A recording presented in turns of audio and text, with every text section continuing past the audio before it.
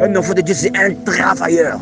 Au lieu d'arrêter seulement sur le frère pour aller manger, comme le frère travaille à la compagnie pétrolière, il travaille à RTL, donc c'est lui qui a toujours l'argent. Tu vas seulement pour manger. Lorsque tu arrives chez lui, on ne te donne pas à manger, tu vas rester là-bas jusqu'à ce qu'il mange. Parce que tu vois que la soeur doit te préparer. Tu vas rester là assis. Tu es un paresseux, mon frère.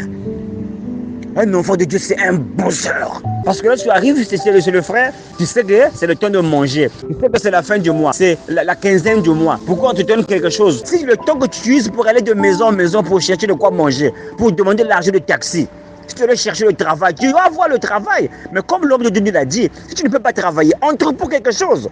Ouvre un petit kiosque devant ta maison. Tu commences une activité, mais il faut seulement pour demander. Bien aimé, tu deviens une charge pour les gens. Et les gens ils vont t'éviter. Tu appelles un frère Francis, j'arrive, je ne suis pas à la maison.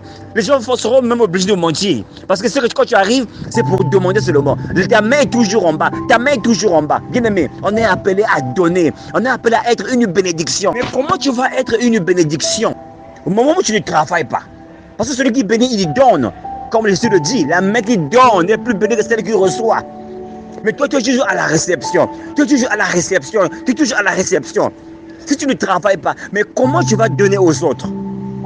Comment tu vas soutenir l'œuvre de Dieu? Comment tu vas soutenir ton pasteur? Comment tu vas soutenir ton frère? Comment tu vas soutenir ta soeur? Alléluia. Il y a des gens qui souffrent parce que peut-être c'est un manque d'opportunité. Mais il y a des gens qui souffrent, c'est parce qu'ils sont paresseux. C'est parce qu'il n'y a pas de... Ils ne cherchent pas. La Bible dit que celui qui cherche trouve. Commence avec des poules, si tu n'as pas le capital. Si tu peux demande-moi le capital, frère, je veux faire l'élevage des poules ou bien des cochons, mais il me manque un peu d'argent. Frère, prête-moi de l'argent, dès que je démarre, je te rembourse ton argent. Ouvre un petit conteneur, ouvre un petit kiosque.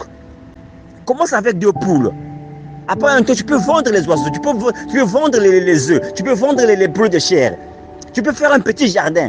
Va chez le frère, je veux faire un petit jardin. J'ai vu quelque part en bas là-bas, il y a un terrain que tu as, que tu n'utilises pas.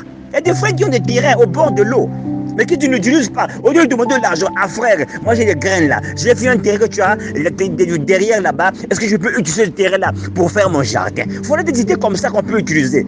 Alléluia. Parce que lorsque tu travailles en double fonction. Tu travailles pour subvenir à tes besoins, aussi aux besoins des autres, afin que Dieu soit glorifié. C'est un message que quelqu'un doit écouter ce matin. Un enfant de Dieu, c'est un bosseur. Un enfant de Dieu, c'est un travailleur. Chaque jour, tu veux te consacrer. Tu veux te consacrer. Je veux aller à la montagne. Je cherche Dieu. Bien-aimé, quand tu vas à la montagne pour prier pendant 40 jours, là tu vas descendre, tu vas avoir faim. Tu vas manger quoi? Alléluia. Ne te cache pas derrière la consécration. Tu caches ta paresse derrière la... Je répète qu'il y a des frères et des sœurs qui cachent leur paresse derrière la consécration.